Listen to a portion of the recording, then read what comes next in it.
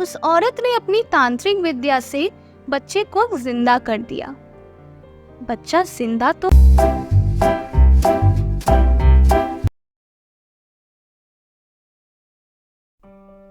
एक गांव में कैलाश नाम का एक आदमी अपनी पत्नी और अपने 3 साल के बच्चे के साथ रहता था। कैलाश एक किसान था।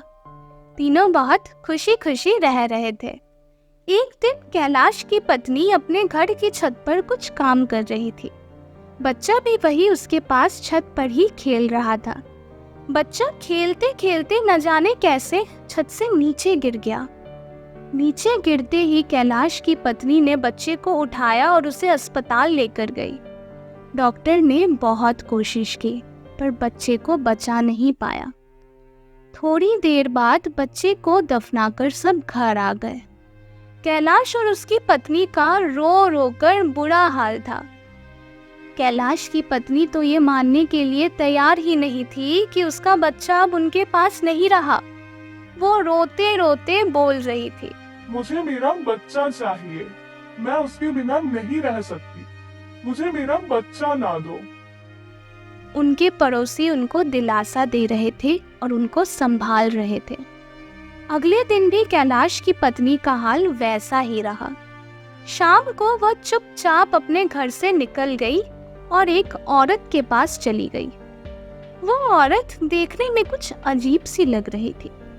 कैलाश की पत्नी ने कहा, मैं अपने बेटे के बिना नहीं रह सकती हूँ, मेरा बेटा मुझे जिंदा कर दो। तो उस औरत ने कहा, मैं तुम्हारे बेटे को जिंदा तो कर दूंगी, पर वह कभी तुम्हारी बात नहीं मानेगा। कैलाश की पत्नी को किसी भी हाल में अपना बेटा वापस चाहिए था, तो उसने उस औरत की बात मान ली। उस औरत ने अपनी तांत्रिक विद्या से बच्चे को जिंदा कर दिया।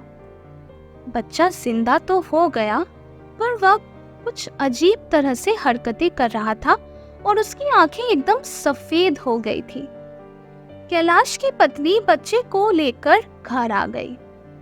घर पहुंचते ही जब कैलाश ने उनको देखा तो वो अपनी पत्नी को बोलने लगा, तुमने ये अच्छा नहीं किया है। तुमने मरे हुए बच्चे को वापस जिंदा करवाया है। अब इस बच्चे पर नकारात्मक शक्तियों का प्रभाव हो सकता है। इतनी देर में ही बच्चा उछलकर कैलाश की गर्दन पर बैठ गया और कैलाश का गला दबाने लग गया। पता नहीं बच्चे में इतनी ताकत कहाँ से आ रही थी। कैलाश अपनी गर्दन को छुड़ाने के लिए इधर उधर भाग रहा था, पर बच्चे से अपने आप को छुड़ा नहीं पा रहा था। थोड़ी देर में ही बच्चे ने कैलाश को मार दिया। ये देखकर कैलाश की पत्नी बहुत ज्यादा डर गई और वहां से भाग गई।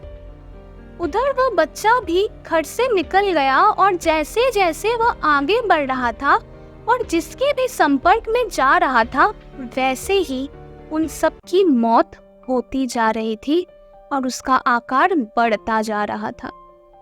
उधर कैलाश की पत्नी भागते भागते एक महात्मा जी के पास पहुंची और उनको सारी बातें बताई। महात्मा जी सारी बातें समझ चुके थे, तो वे भी कैलाश की पत्नी के साथ चल दिए। थोड़ी देर में दोनों उस जगह पर पहुंच गए जहां वह बच्चा था। बच्चे ने महात्मा जी को देखते ही उन पर हमला कर दिया, पर महात्मा जी किसी तरह बच गए और अपने पास से हवन की हुई चमत्कारी राख निकाली और कैलाश की पत्नी को दे दिया और बोले, इसे तुमने जिंदा किया है। अब ये चमत्कारी राख तुम्हें ही इस पर फेंकनी होगी, जिससे इसकी शक्तियां कम हो जाएंगी। कैलाश की पत्नी ने वह राख लेकर बच्चे पर फेंकी, पर उसी समय वह बच्चा बहुत छोटा हो गया और उस चमत्कारी राख से बचकर निकल गया। बच्चे को भागने से रोकने के लिए महात्मा जी ने अपनी जादुई मंत्रों से एक दीवार बनाई, जिससे वह बच्चा उस दीवार को पार न कर पाए। एक बार फिर कैलाश की पत्नी ने वह चमत्कारी राख फेंकी। इस बार राख बच्चे पर जा गिरी और राख गिरते ही बच्चे की शक्तियां कम होने लगी।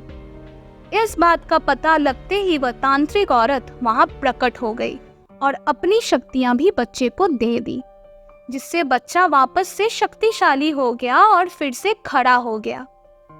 खड़े होते ही उसने एक जोरदार धक्का अपनी माँ को मारा तो वह थोड़ी दूर जा गिरे। उधर महात्मा जी ने भी बच्चे पर चमत्कारी पानी छिड़का, जिससे उस पर से नकारात्मक शक्तियों को खत्म किया जा सके। पानी छिड़कते ही बच्चे से नकारात्मक शक्ति अलग हो गई और बच्चा फिर से अपनी साधारण आकार में आ गया और वहीं पर गिर गया।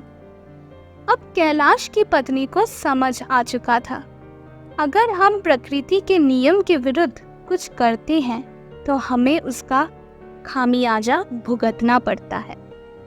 दोस्तों, अगर आपको हमारी कहानियां पसंद आती हैं तो चैनल को सब्सक्राइब करें, वीडियोस को लाइक करें, अपने दोस्तों को शेयर करें और कमेंट में बताएं कि आपको कौन सी कहानियां पसंद हैं। हम आपकी मनपसंद कहानियां लेकर आएंगे।